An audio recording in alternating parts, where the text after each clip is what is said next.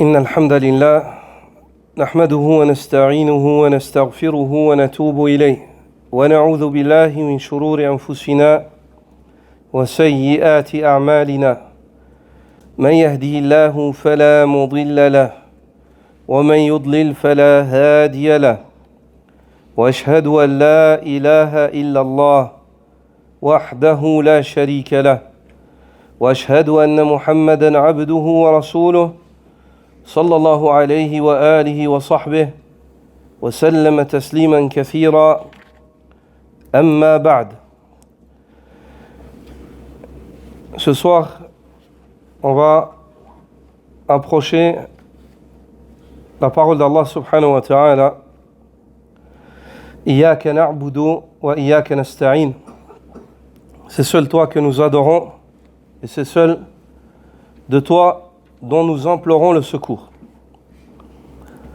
Ce verset-là, subhanallah, c'est un verset majestueux autour duquel les savants ont écrit, ont parlé, et parmi ceux à qui Allah Azza wa Jalla a accordé un grand succès en cela, l'érudit Al-Hafiz ibn al-Qayyim, rahmatullahi ta'ala alayh, qui a écrit tout un livre, Madarij al-Salikin, autour de ce verset-là. Il a écrit plus de 1000 pages autour de cette ayah, autour de Iyyaka na'budu wa iyyaka nasta'in. Ce que l'on a à tirer, ce que l'on a à apprendre de ce verset-là. Et aujourd'hui, on va approcher une approche parmi les approches par lesquelles on approche ce verset-là, où on comprend une compréhension parmi les compréhensions que l'on tire de cette ayah.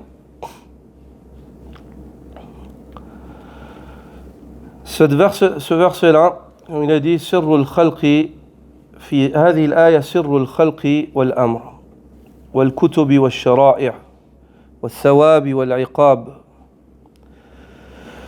انتهى ذلك كله إلى هاتين الكلمتين وعليهما مدار العبودية والتوحيد حتى قيل أنزل الله 100 كتاب و4 كتب جمع معانيها في التوراة والإنجيل والقرآن وجمع معاني هذه الكتب الثلاثة في القرآن وجمع معاني القرآن في المفصل وجمع معاني المفصل في الفاتحة ومعاني الفاتحة في إياك نعبد وإياك نستعين.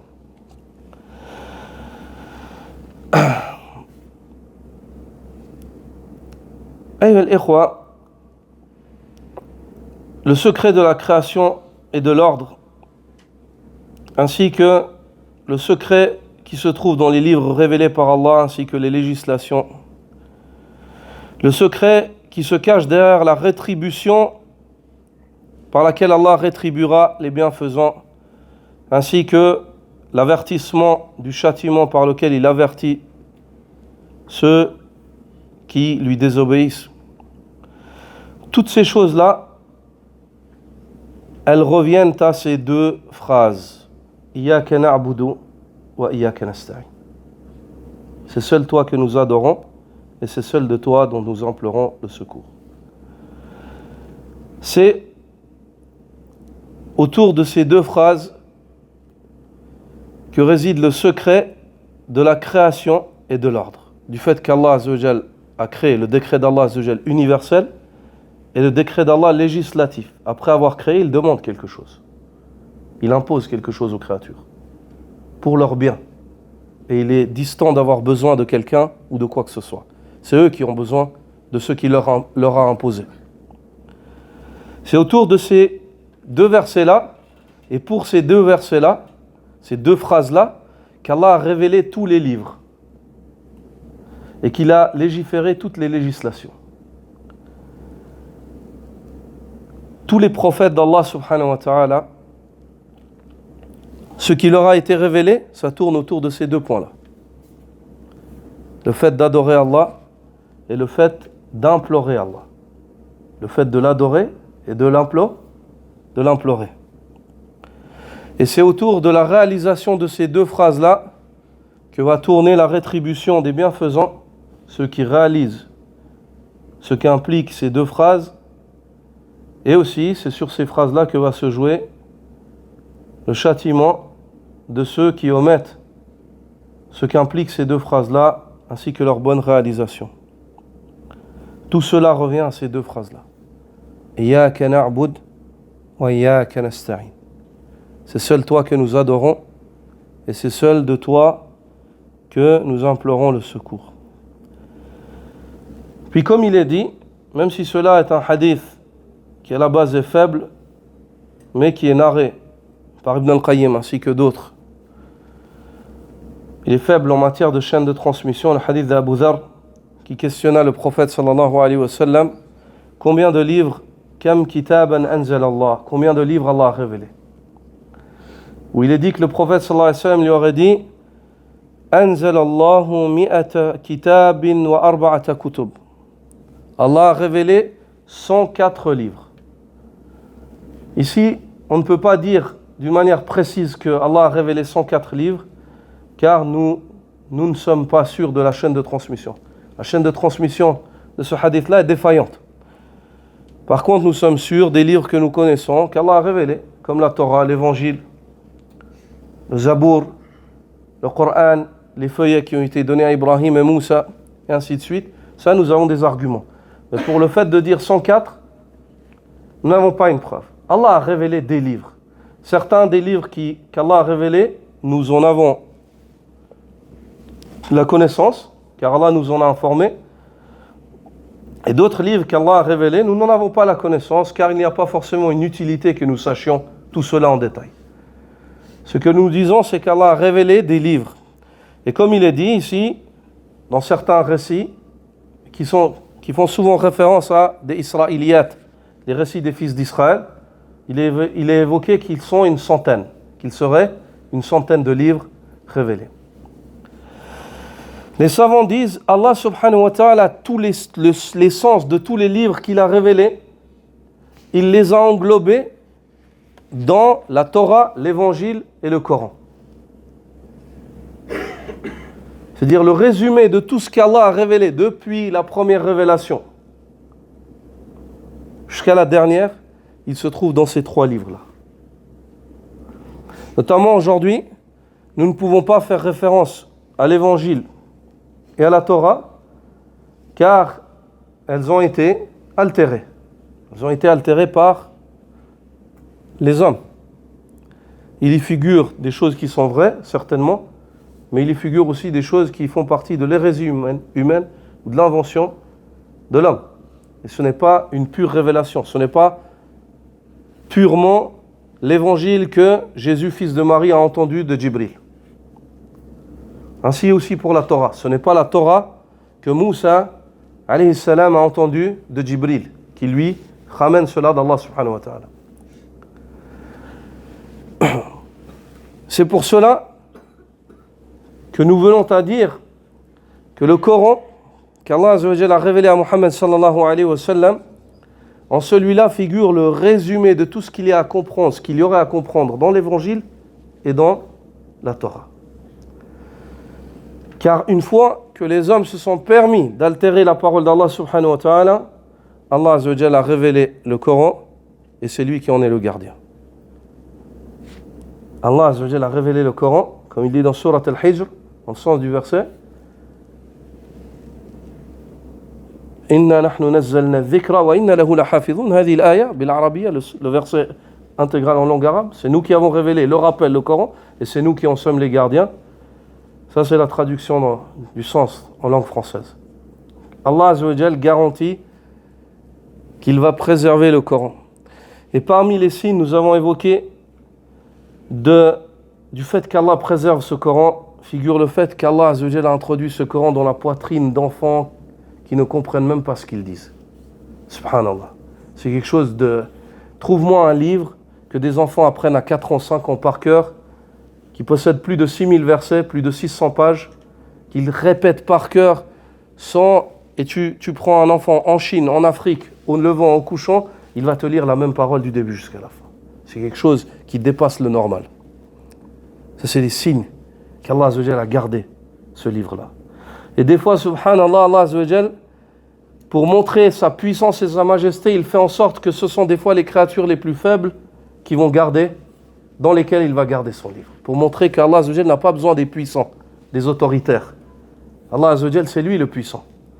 Et Allah Azza wa Jal, lorsqu'il veut garder une chose, il la garde comme il veut et par quel moyen il désire. Jalla Jalalu. Et puis, tous les sens du Coran,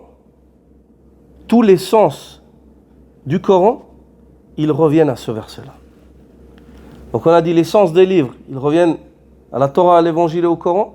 Les sens qu'il y a dans la Torah et l'Évangile, ce qu'il y a à comprendre dans la Torah et l'Évangile, tu le retrouveras dans le Coran. Tu n'auras rien perdu si tu as lu le Coran. Et tout ce qu'il y a à comprendre dans le Coran, si tu veux le résumer en 2 phrases, Iyyaka na'bud wa iyyaka nasta'in. C'est seul toi que nous adorons et c'est seul de toi que nous implorons le secours. Tous les sens du Coran, ils reviennent à Al-Fatiha. Et tous les sens d'Al-Fatiha, ils reviennent à ce verset-là. Dans ce verset-là, il y a une liaison, la liaison du serviteur avec son Seigneur, qui est l'adoration. Et il y a le lien du Seigneur avec ses serviteurs, qui est le fait qu'il les aide. De toi, Allah, remonte ton culte, et de Allah Azza wa Jal vers toi descend son soutien. De toi, Allah, remonte le culte que tu vois à Allah, et de Allah Azza wa Jal vers toi descend son soutien. La hawla wa la quwwata illa billah. L'être humain ne possède rien si ce n'est que cela lui vient d'Allah. Si tu viens à te dire, j'ai réussi à réaliser ce culte par ma force et ma perspicacité, tu n'as rien compris. Le culte que tu as réalisé, tu l'as réalisé par la grâce d'Allah Azza wa Jal. Tu l'as réalisé par la grâce d'Allah Azza wa Jal. Nous ne sommes rien sans Allah subhanahu wa ta'ala. Sans Allah subhanahu wa ta'ala, son aide par Allah Azza wa Jal, l'œil ne bouge pas, il ne voit pas. Combien de personnes subitement ont perdu la vue, personne n'a pu les aider. Combien de personnes tout à coup ont fini handicapées, ne pouvaient pas bouger. Combien de personnes en train de parler, ils n'ont pas eu le temps de terminer leurs paroles, l'ange de la mort est venu ôter leur âme. Nous ne sommes rien sans Allah subhanahu wa ta'ala. Et ça, le musulman croyant qui a la foi ferme, il le reconnaît. Et ceci casse son toupet, le toupet orgueilleux du fils d'Adam, qui pense posséder, qui pense être quelqu'un, qui pense être quelque chose, qui pense avoir atteint un degré. Le croyant par sa foi, il casse ce toupet-là et il se rend à Allah Azza wa Jal par le culte. Et il implore son secours. Il se rend à Allah le majestueux par le culte et il implore le secours d'Allah subhanahu wa ta'ala. وهما الكلمتان المقسومتان بين الرب وبين عبده نصفين فنصفهما له تعالى وهو إياك نعبد ونصفهما لعبده وهو إياك نستعين. Et ces 2 phrases-là sont 2 phrases dont la part est divisée entre la part du Seigneur en celle-ci et la part du serviteur. La part du Seigneur dans la parole d'Allah, Iyyaka na'bud, c'est seul toi que nous adorons. Quant à la part du serviteur dans la parole d'Allah, Wa Iyyaka nasta'in, et c'est seul de toi dont nous implorons le secours. فالعبادة تجمع أصلين. Quant au culte, il repose ou il est composé de 2 fondations. Ghayatul hubbi bi ghayatul dhulli wal khudu'. Ces 2 fondations-là sont l'apogée de l'humilité avec l'apogée de servitude. Ça, c'est le culte. L'apogée l'apogée de l'amour avec l'apogée de l'humilité et de la servitude. Ghayatul hubb, l'apogée d'amour, d'atteindre. C'est quoi qui te pousse à adorer? C'est l'amour. Tu aimes Allah. Comment est-ce que tu n'aimerais pas Allah alors que tout ce que tu possèdes te vient d'Allah? Il t'a créé. Si Allah te délaisse, c'est fini pour toi. Les gens, ils te délaissent, il se peut qu'ils te délaissent. Au point même où il se peut qu'une mère, bon gré, mal gré, en règle générale, une maman ne délaisse jamais son enfant, mais il se peut qu'elle vienne à une situation où elle doit délaisser son enfant, elle ne peut plus. ou alors elle perd la raison, elle le délaisse volontairement. Mais Allah subhanahu wa ta'ala ne te délaisse jamais. Allah ne te délaisse jamais. Donc, par conséquent, ceci te pousse à l'aimer. Tu aimes Allah. Donc l'amour, le socle, le premier socle du culte, de l'adoration, c'est l'apogée d'amour. C'est le fait d'aimer Allah plus que tout. Puis c'est aussi l'apogée d'humilité et de servitude. والعرب تقول طريق معبد. Et les Arabes employaient ce trilettré abada pour désigner une chose qui est docile. Une chose qui est docile, qui est facile, qui n'est pas difficile et pas compliquée. Il disait طريق معبد, un chemin facile à emprunter. Il en est ainsi pour le serviteur. Le serviteur ne se montre pas difficile envers son Seigneur. Il ne discute pas les ordres d'Allah. Il essaye de faire de son mieux en ayant une bonne opinion de son Seigneur. Et lorsqu'il est dans cet état d'esprit, Allah lui accorde une facilité dans le culte. Il trouve de l'aisance et de la facilité dans le culte. Mais s'il est constamment là à disputer les ordres divins, à ce moment-là, le culte lui deviendra difficile. Donnez-moi un exemple de cela dans le Coran.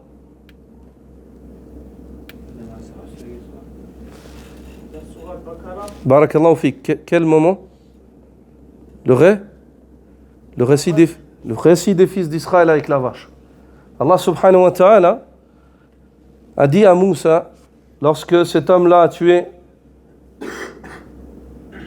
le fils de son oncle et qu'il ne savait pas qui est le meurtrier, Allah azza wa jal a dit à Moussa, ordonne-leur de sacrifier une vache. Inna Allah ya'murukum an tazbahu baqara. Allah vous commande de sacrifier quoi? Une vache. S'ils avaient pris la première vache et qu'ils n'avaient pas discuté l'ordre, Allah aurait accepté d'eux. Mais chacun commençait à disputer comment est-ce qu'elle est cette vache, parce que chacun d'entre eux espérait que ce ne soit pas sa vache qui soit sacrifiée, afin de ne pas perdre des biens. Et plus il posait des questions, plus les conditions, les critères qu'Allah révélait à Moïse, Moussa alayhi salam, sur cette vache, devenaient sélectifs. Donc la réalisation de ce culte devenait difficile. Il fallait trouver ensuite une vache qui était comme ci, puis ensuite comme ça, puis ensuite comme ci. Plus il posait des questions. Plus eux étaient difficiles, plus le culte devenait difficile. Mais si eux se seraient montrés,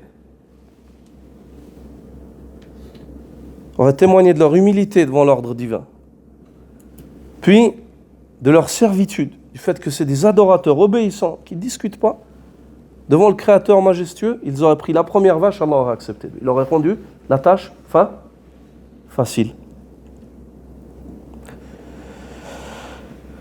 Donc les Arabes employaient ce mot-là pour désigner un chemin. Mu'abbad, c'est un chemin facile à emprunter. Et muzallal, un chemin qui est facile à emprunter. Wa ta'abbud huwa at-tadhallul. Et l'adoration d'Allah subhanahu wa ta'ala, c'est at-tadhallul wal khudu'. L'adoration d'Allah en soi, le fait d'adorer, c'est le fait de témoigner de ton humilité et de ta servitude. Mais l'adoration dans la religion, le mot adoration dans la religion, ça c'est linguistique. Quant au mot adoration dans l'emploi religieux, il implique l'amour au précédent. Dire tu aimes Allah sans fin. Donc du moment où tu l'aimes, tu t'humilies devant ses ordres et tu témoignes de ta servitude. Ça c'est l'adoration. Ça c'est al-ibada. Ça c'est al-ibada. فمن أحببته ولم تكن خاضعا له لم تكن عابدا له. Celui que tu aimes, mais tu témoignes pas de ta servitude envers lui, en réalité, tu ne l'as pas adoré. Tu l'aimes, mais tu ne lui obéis pas, en réalité, tu n'es pas un adorateur. ومن خضعت له بلا محبة لم تكن عابدا له حتى تكون محبا خاضعا. Et celui envers qui tu témoignes de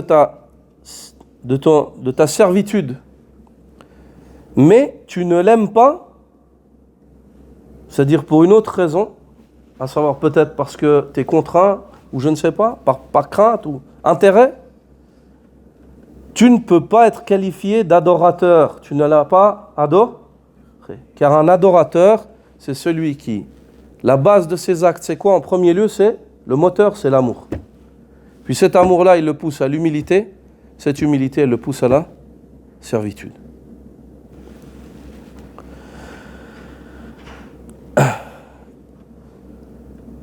Wal-isti'ana. Donc on comprend que le culte, il comprend combien de fondations? 2 fondations. L'une d'entre elles, l'amour, qui est la base, le moteur, et la deuxième, l'humilité et la servitude. Wal-isti'anatu tajma'u aslayn. Et la demande d'aide, elle aussi, elle repose sur 2 fondations. As-thiqatu billah. Le fait d'avoir une confiance totale en Allah. Et la deuxième, wal-i'timadu alayh, est le fait de t'en remettre à Allah. Donc 1, j'ai confiance, je ne doute pas, et 2, je m'en remets à lui. J'agis conformément à cette confiance que j'ai en Allah. فإن العبد قد يثق بالواحد من الناس ولا يعتمد عليه في أموره مع الثقة به لاستغنائه عنه. Il se peut que le serviteur ait confiance en une personne, mais il ne se repose pas en lui. Il ne s'en remet pas à lui. Il ne demande pas l'aide de celui-là. Bien qu'il ait confiance en lui. Pourquoi? Car il n'a pas besoin. Il se peut que moi j'ai confiance en toi, mais je ne demande pas que tu m'aides. Je ne te demande pas de m'aider. Pourquoi? Parce que je n'ai pas besoin. Je suis dans une situation où je n'ai pas besoin. وقد يعتمد عليه مع عدم ثقة به لحاجته إليه ولعدم من يقوم مقامه فيحتاج إلى اعتماده عليه مع أنه غير واثق به. Et en opposé, il se peut que moi, je me repose sur toi ou je demande ton aide, même si je n'ai pas confiance en toi. Il se peut, dans le dunya. Ceci car j'ai besoin de toi et je ne trouve pas une autre personne sur qui je pourrais me reposer ou à qui je pourrais demander de l'aide. Donc je suis contraint quelque part dans la situation de revenir à toi et de demander ton aide, alors bien que je n'ai pas confiance en toi. Mais la demande d'aide à Allah et le fait de placer sa confiance en Allah, ça comprend absolument ces 2 fondations. Totale confiance en Allah et le fait de nous en remettre entièrement à lui. Et ça, c'est ce qu'on appelle le tawakkul, le fait de placer sa confiance en Allah. Le prophète sallallahu alayhi wa sallam a évoqué le tawakkul. Il dit لو كنتم توكلتم على الله حق توكله لرزقكم كما يرزق الطير تغدو خماصا وتعود بطانا. Si vous placiez votre confiance en Allah, sincèrement, il vous accorderait votre subsistance comme il l'accorde aux oiseaux qui partent le matin le ventre vide et qui reviennent le gosier plein le soir. L'imam Abdurrahman ibn al-Jawzi rahmatullahi alayh, dit l'homme n'a pas moins besoin du tawakkul dans sa vie de tous les jours, du fait de placer sa confiance en Allah dans sa vie de tous les jours, qu'une personne qui a survécu à un naufrage dans la mer. Le bateau s'est éclaté sur des rochers loin ou quelque part il a coulé et il ne reste que un morceau de planche sur laquelle il espère se sauvé. Parce qu'il fatigue, il ne peut pas nager tout le temps. Donc il a ce morceau de bois, il ne le lâche pas. Il dit ça doit être la situation de l'homme avec cette adoration qui est le fait de placer sa confiance en Allah. Il ne faut pas lâcher ça. Comme cet homme qui est au milieu de la mer et il n'y a rien à l'horizon, il est seul, il n'y a que ce morceau de bois, il espère se sauver sa peau. والتوكل معنى يلتئم من أصلين. Et le tawakkul possède un sens qui surgit de deux fondations. Quelles sont ces fondations-là avec ce que vous venez de voir? La confiance et le fait de s'en remettre à Allah. هو من الثقة والاعتماد. Il surgit de quoi? D'une confiance totale et du fait d'agir conformément à cette confiance que tu as en Allah, de t'en remettre à Allah pleinement. Et ça, c'est la réalité de la parole d'Allah Azza wa Jalla, wa iyyaka nasta'in. Et c'est seul de toi que nous implorons le secours. Comment est-ce qu'on implorait le secours d'autre que toi, ya Allah, alors que c'est toi celui de qui nous avons une confiance totale et celui sur qui nous nous remettons, sur qui repose notre affaire, du début jusqu'à la fin. وتقديم العبادة على الاستعانة في الفاتحة من باب تقديم الغايات على الوسائل. Et le fait que dans Surat al-Fatiha, on dit d'abord, c'est seul toi que nous adorons, et c'est seul de toi que nous implorons le secours, ceci, c'est le fait de faire passer le but avant le moyen. Le but, c'est quoi? L'adoration. Le moyen, c'est quoi? C'est le fait de chercher l'aide d'Allah. Le but, c'est d'adorer Allah. C'est quoi ton moyen pour adorer Allah? Je cherche l'aide d'Allah afin de pouvoir l'adorer. Je m'en remets à lui totalement.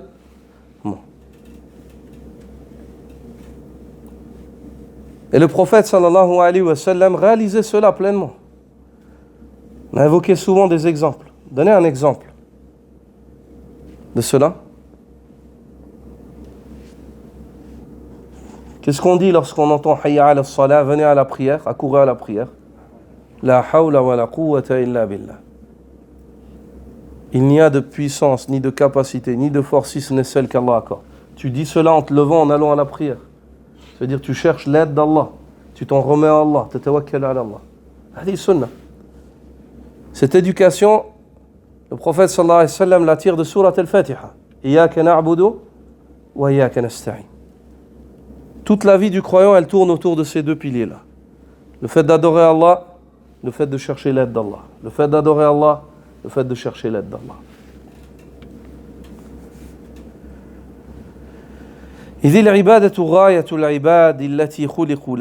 Ceci car l'adoration, le culte d'Allah, c'est le but pour lequel ils ont été créés.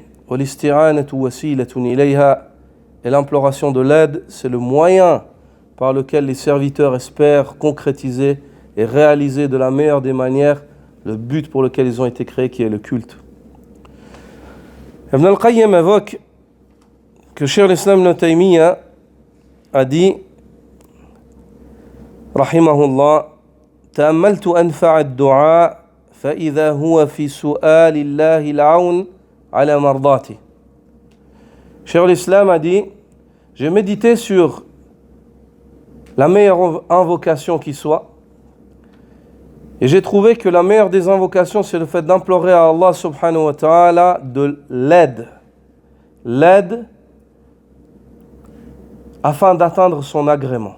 Oh Allah, aide-moi afin que j'atteigne ton agrément, afin que tu sois content de moi. J'implore ton aide afin que j'arrive à atteindre ton agrément. Puis il dit, rahimahullah, ثم رأيته في الفاتحة. Puis j'ai trouvé que cette invocation-là, elle se trouve dans Surat al-Fatiha. في قوله تعالى إياك نعبد وإياك نستعين. Dans la parole d'Allah, c'est seul toi que nous adorons, et ça c'est l'agrément d'Allah, et c'est seul de toi que nous implorons le secours. Ça veut dire aide-nous à t'adorer. Adoration par laquelle on espère que auprès de toi nous soyons agréés. Et ceci est conforme, ayyuha al-ikhwa, à ce que rapporte l'imam Ahmad, Abu Daoud, ainsi que dans d'autres recueils, selon Mu'adh ibn Jabal, radiyallahu ta'ala anhu, qui dit أخذ رسول الله صلى الله عليه وسلم بيدي فقال يا معاذ والله إني لأحبك يا معاذ وفي رواية كرر مرتين والله إني لأحبك يا معاذ. Mu'adh ibn Jabal dit, le prophète sallallahu alayhi wa sallam m'a pris par la main un jour et il m'a dit, par Allah, je jure par Allah que je t'aime, ô Mu'adh. Regardez, subhanallah, quelle vertu. Le fait que le prophète sallallahu alayhi wa sallam te dise je t'aime, alors que tu es vivant. Par Allah, il a juré, en plus il a juré par Allah. Il a dit je jure par Allah, alors qu'il n'a pas besoin de jurer, sallallahu alayhi wa sallam. Il dit je jure par Allah que je t'aime, ô Mu'adh. Bi abi anta wa ummi ya Rasulallah wa inni uhibbuk. Il dit wa inni wallahi uhibbuk. Mu'adh lui dit que mes parents soient sacrifiés pour toi, ô messager d'Allah. Tu passes avant mes propres parents et je te prends Allah témoin, je jure par Allah que je t'aime aussi. Le prophète sallallahu alayhi wa sallam lui dit Ya Mu'adh, inni usik. Ô Mu'adh, je t'enjoins, je te recommande. La tada'anna dubra kulli صلاة أن تقول اللهم أعني على ذكرك وشكرك وحسن عبادتك. Je t'enjoins, ô Mu'adh, de ne pas délaisser le fait de dire après chaque prière Allahumma a'inni ala dhikrika wa shukrika wa husni ibadatik. De ne pas dire, je t'enjoins de ne jamais délaisser le fait de dire après chaque prière ou Allah, aide-moi. Dans le fait de t'évoquer, dans le fait de te remercier et dans le fait de t'adorer convenablement. Ça c'est le sens de quoi? Iyyaka na'bud, la salat. Tu adores Allah par la salat. Iyyaka nasta'in, tu l'invoques par cette invocation. Le prophète sallallahu alayhi wa sallam ici met en pratique ce qu'Allah nous enseigne dans le Coran. Réaliser la ibada et implorer l'aide d'Allah pour continuer à réaliser la ibada. Cette invocation-là, je vais vous l'écrire, Inch'Allah, dans le groupe.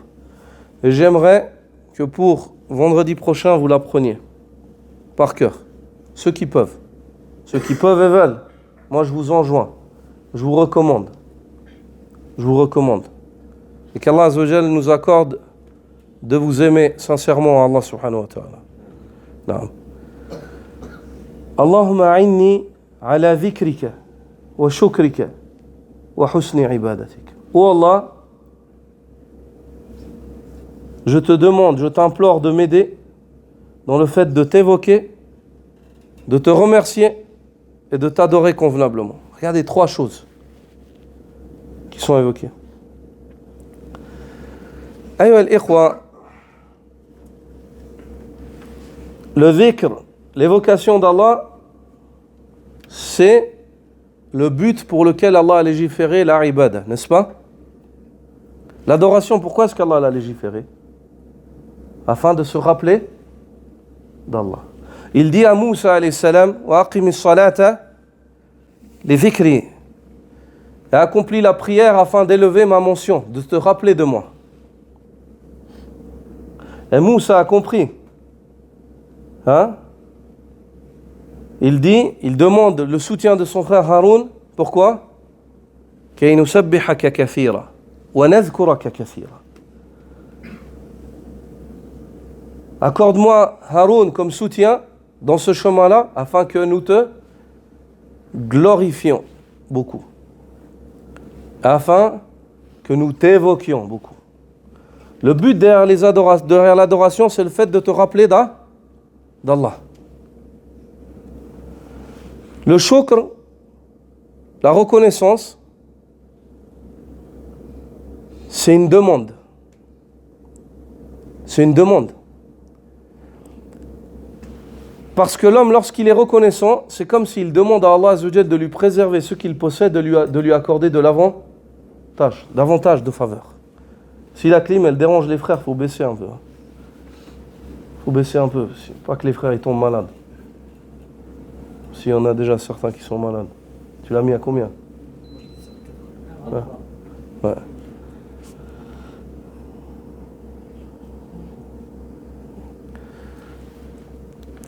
Donc dans ce hadith-là, on a une chronologie qui est intéressante. Elle évoque l'évocation, elle évoque la reconnaissance, le dhikr et le shukr, et elle évoque la bonne adoration.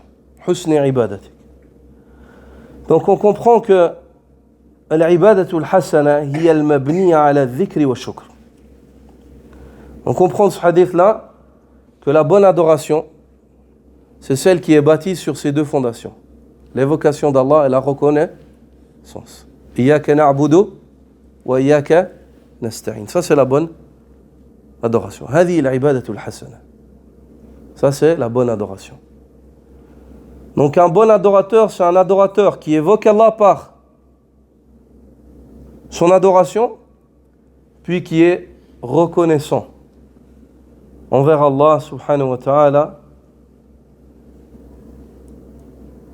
pour le fait de lui avoir accordé cette adoration. C'est-à-dire, il ne s'enorgueille pas, il ne se jette pas des fleurs, il ne ramène pas cette adoration à lui, mais il la ramène à celui qui lui a accordé, à Allah subhanahu wa ta'ala, en implorant l'aide d'Allah azza wa jal de lui accorder une continuité dans le culte, une constance. Et ces deux fondations-là, al-ikhwa, le dhikr et le shukr, il est important que l'homme ait une perception juste de ces deux fondations-là, qu'il ait la compréhension, qu'il comprenne le dhikr et le shukr. Même si ces deux points-là, le dhikr et le shukr, demandent à eux seuls des cours et des enseignements, mais il est primordial que l'homme il ait conscience de certaines fondations mères en cela.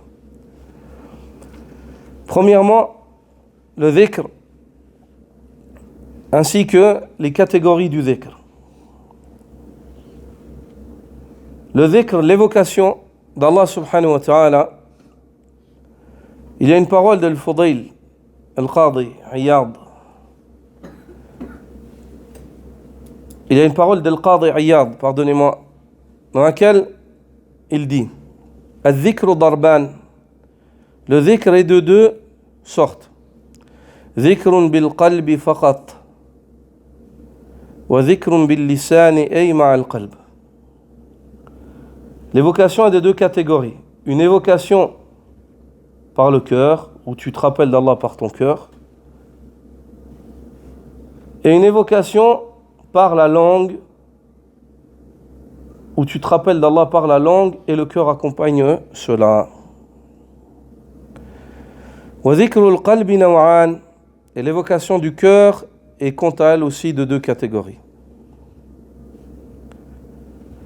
Wa huwa arfa'ul adhkar, et la plus noble des évocations c'est celle du cœur. Wa ajalluha التفكر في عظمة الله وجلاله وآياته ومصنوعاته العلوية والسفلية. Et de ces deux catégories-là, la plus noble des catégories, c'est le fait que le cœur médite sur la majesté d'Allah, sur sa grandeur, sur les signes d'Allah, sur ce qu'Allah fait dans les cieux et sur terre. والثاني, la deuxième catégorie d'évocation du cœur, ذكره تعالى بمعنى استحضاره بالقلب عند أمره ونهيه. Le fait d'évoquer Allah par le cœur, de nous rappeler d'Allah lorsque nous nous acquittons de ses ordres et nous délaissons ses interdits. Pendant la salat, tu te rappelles que cette salat, je la fais pour Allah. Tu te rappelles qu'Allah te voit. Tu fais attention à ta tenue. Quand il y a une chose interdite, même si personne ne te voit, tu dis pas on me voit pas. Par exemple, tu pourrais prendre cet argent-là, mais tu dis pas personne me voit. Tu dis Allah me voit, je le prends pas. Je crains Allah. Je ne fais pas Je ne fais pas d'acte de désobéissance, je ne désobéis pas à Allah. Tu pourrais commettre l'adultère, personne ne t'interdit cela, personne t'empêche, mais tu te retiens. Comme l'a fait Youssouf, alayhi salam.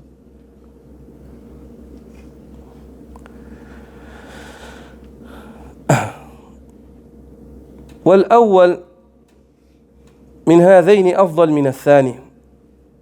Et la première catégorie, le fait d'évoquer la majesté d'Allah par le cœur, même si tu n'es pas en train de t'acquitter d'un ordre, ou bien de délaisser un interdit, d'évoquer Allah juste par le cœur, la majesté d'Allah, le fait qu'il crée, le fait d'évoquer Allah comme ça c'est la plus grande évocation par le cœur. والثاني أفضل من الذكر باللسان. Et la deuxième catégorie, le fait d'évoquer Allah lors de son ordre ou bien lors du délaissement de l'interdit, il est meilleur que juste le fait de l'évoquer par la langue. أي مع القلب. وأما الذكر بمجرد اللسان فهو أضعف الأذكار. Quant au fait d'évoquer Allah Azza wa Jal juste par la langue et non par le cœur. Donc la meilleure catégorie, c'est de l'évoquer par le cœur en célébrant sa majesté. Sans même t'acquitter d'un ordre. Tu te promènes comme ça, tu regardes les cieux, tu dis Subhanallah. Ou bien tu vois le fait que la nuit, il fait jour, tout d'un coup il devient nuit, tu évoques Allah, tu dis Subhanallah. C'est ce tableau qui change devant les yeux tout seul comme ça. Tu évoques Allah. Ça augmente ton amour, ton espoir, ta crainte. Ça, c'est la plus grande des catégories d'évocation, avec le cœur.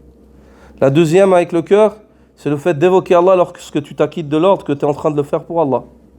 Lorsque tu délaisses l'interdit, ne faites pas de prier d'une manière coutumière, sans te rappeler pour qui tu le fais. Ou le fait de délaisser un interdit, pas que ça devienne une coutume, mais que tu te rappelles que tu délaisses ça pour Allah. Ça, c'est la deuxième catégorie. Puis ensuite, après celle-là, c'est le fait de l'évoquer avec le cœur et la langue. De dire Subhanallah, Alhamdulillah, La ilaha illallah, Astaghfirullah. Puis la dernière des catégories, c'est le fait de l'évoquer juste avec la langue, sans le cœur. De dire Subhanallah, Alhamdulillah, mais sans présence de cœur. Ou Astaghfirullah, sans présence de cœur. C'est la plus basse des catégories d'évocation, celle de la langue. Mais, malgré le fait que ce soit la plus basse des catégories, il y a une récompense,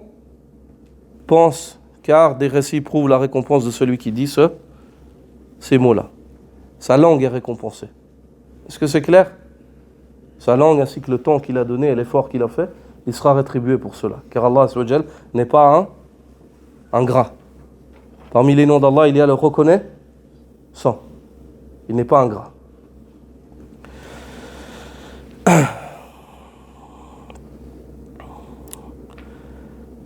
Ça, c'est l'explication de Al-Qadi. Donc, Al-Qadi voit que le dhikr, il est de ces catégories-là. La plus basse, c'est juste la langue. Ensuite, celle qui est meilleure, c'est la langue et le cœur. Ensuite, mieux que cela, c'est le fait d'évoquer avec le cœur lors de l'accomplissement de l'ordre et du délaissement des interdits. Et ensuite, la meilleure des catégories, c'est le fait d'évoquer Allah Azza wa Jal par le cœur, d'évoquer sa majesté, d'évoquer la grandeur d'Allah, la splendeur d'Allah Azza wa Jal, lorsqu'on est témoin des signes d'Allah, et d'évoquer Allah par notre cœur comme ça. Ça, c'est la plus grande évocation qui soit. La plus grande évocation qui soit. Puis d'autres parmi les savants ont classé le dhikr sous ces catégories-là. La première, c'est d'évoquer les noms et les attributs d'Allah Azza wa Jal, disent-ils. Et cette catégorie-là se divise en deux catégories. Évoquer les noms et les attributs d'Allah afin de glorifier Allah et de le louer.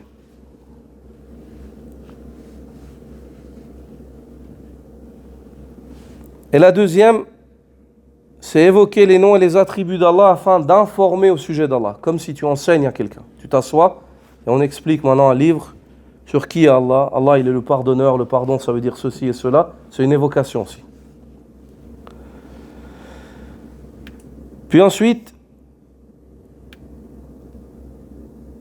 ils disent, c'est d'évoquer Allah subhanahu wa ta'ala en évoquant son ordre et son interdit. Et celui-là aussi est de deux catégories. C'est le fait d'évoquer Allah pendant l'ordre et l'interdit, comme on l'a dit.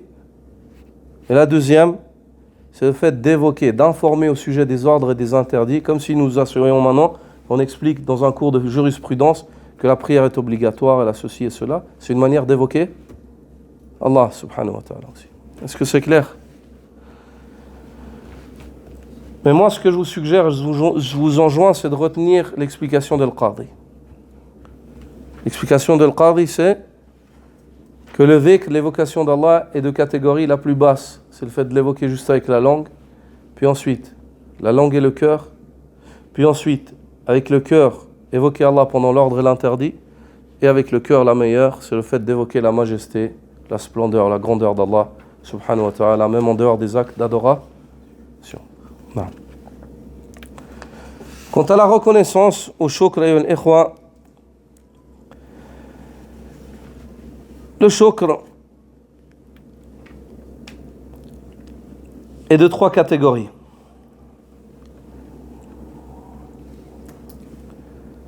Le shukr est de trois catégories. La reconnaissance est de trois catégories. La première, c'est la reconnaissance par la langue. La deuxième, c'est la reconnaissance par le cœur. Ou plutôt la première par le cœur, pardonnez-moi. La deuxième par la langue. Et la troisième par les membres. De témoigner de la reconnaissance par les membres. Cœur, langue, membres. L'érudit Ibn al-Qayyim dit dans Madarij al-Salikin: الشكر يكون بالقلب خضوعا واستكانة. La reconnaissance, elle se fait par le cœur, par la servitude, ainsi que le fait que le cœur trouve son repos auprès d'Allah et se soumette à Allah subhanahu wa ta'ala. وَبِاللِّسَانِ ثَنَاءً وَاعْتِرَافًا. Et la reconnaissance se fait par la langue, en louant Allah et en reconnaissant que les faveurs nous viennent de lui. En disant Alhamdulillah, ceci me vient d'Allah.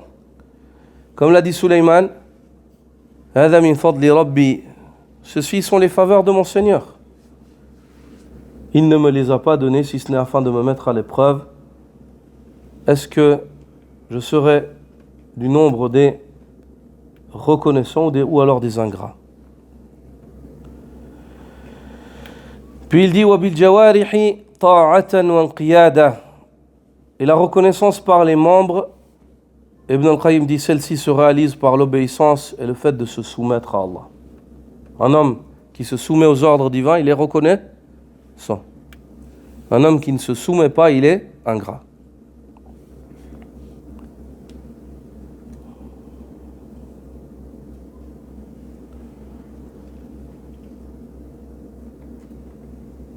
Et parmi les vertus de la reconnaissance figure le fait que la reconnaissance est un moyen de se mettre en sécurité du châtiment d'Allah.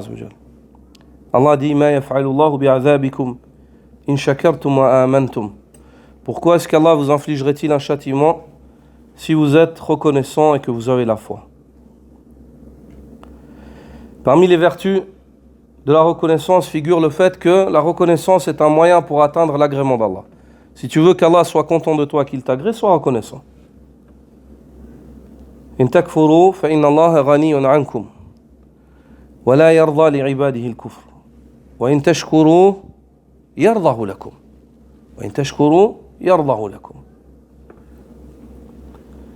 Si vous êtes ingrat, sachez qu'Allah Azza wa Jalla est distant, il n'a pas besoin de vous. Et il n'agrée pas de ses serviteurs l'ingratitude.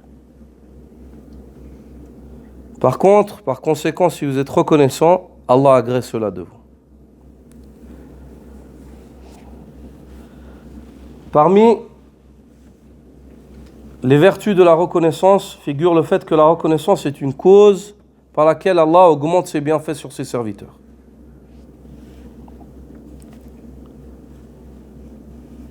La in shakartum la azidannakum. Allah Azza wa Jal dit, si vous êtes reconnaissant, j'augmenterai mes bienfaits sur vous.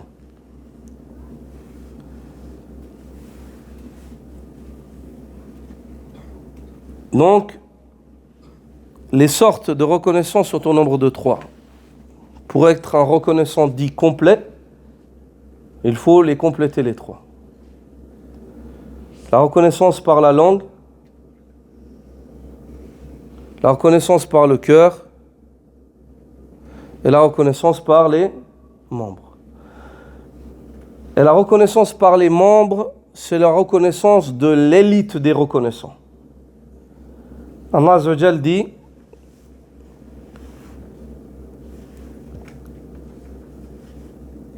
I'malu ala Daoud shukra. Aux familles de Daoud, œuvrez par la reconnaissance. Témoignez de votre reconnaissance par les actes. Wa qalilun min ibadi ash-shakur. Ceci car très peu parmi mes serviteurs sont reconnaissants par les actes. Beaucoup sont reconnaissants par la langue, verset simple, mais très peu sont reconnaissants par les actes. C'est-à-dire les faveurs qu'Allah leur donne, elle les pousse à se rappeler d'Allah, à être reconnaissant et à obéir encore plus à Allah.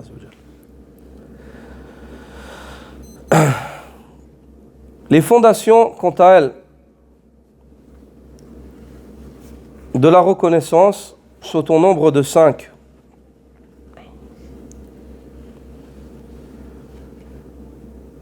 Khudu' ash-shakir lil-mashkour. Le fait que celui qui est reconnaissant témoigne de sa servitude envers celui envers qui il est reconnaissant. La servitude envers celui envers qui tu es reconnaissant, le détenteur des faveurs. La deuxième, hubbu shakiri lil mashkour al-mun'im.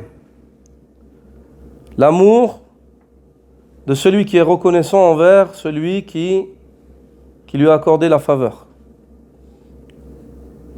La troisième, al-i'tiraf, le fait de reconnaître que cette faveur lui vient de celui envers qui il est reconnaissant.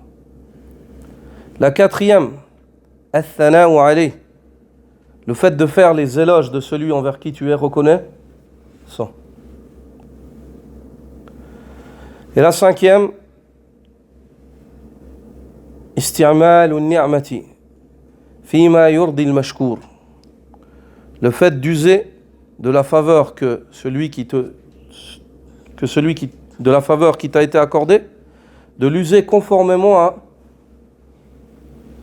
à l'agrément de celui qui te l'a accordé. User la faveur qui t'a été accordée. Allah t'a accordé de l'argent, dépense cet argent dans le khayr. Ne commets pas des péchés avec cela.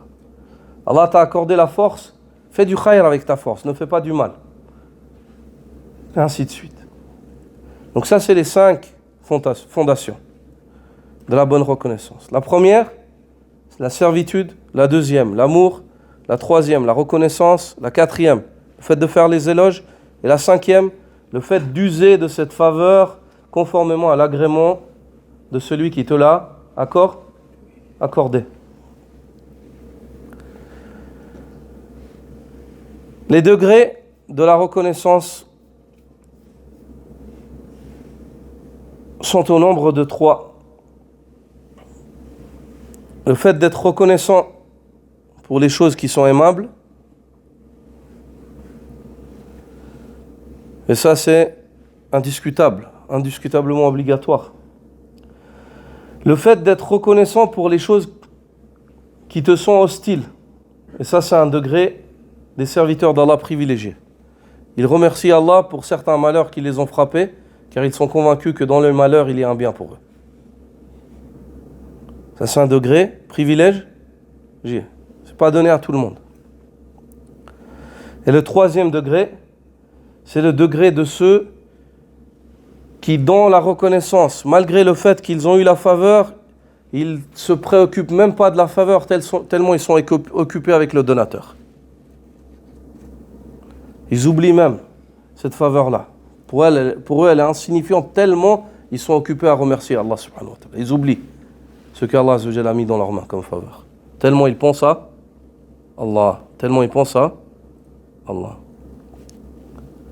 سبحانك اللهم وبحمدك أشهد أن لا إله إلا أنت أستغفرك وأتوب إليك